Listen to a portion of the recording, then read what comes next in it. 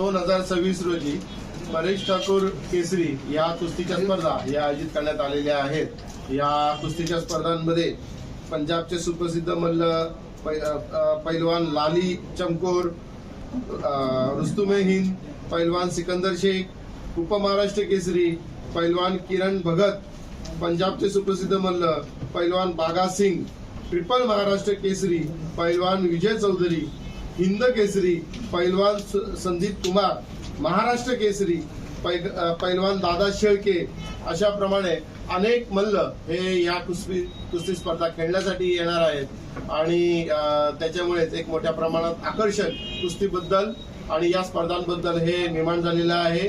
या स्पर्धांसाठी महाराष्ट्र भारतीय जनता पार्टीचे अध्यक्ष माननीय रवींद्र चव्हाण साहेब, त्याचबरोबर बंदरे विकास मंत्री श्री नितेश राणे साहेब, भारतीय जनता युवा मोर्चाचे प्रदेशाध्यक्ष कृष्णराज महाडिक, आमदार महेश लांडगे यांच्यासह अनेक मान्यवर या स्पर्धेसाठी इथे उपस्थित राहणार आहेत। तर ह्या स्पर्धा अतिशय जोरदार अशा होणार आहेत। स्पर्धेचं हे 3रं वर्ष आहे।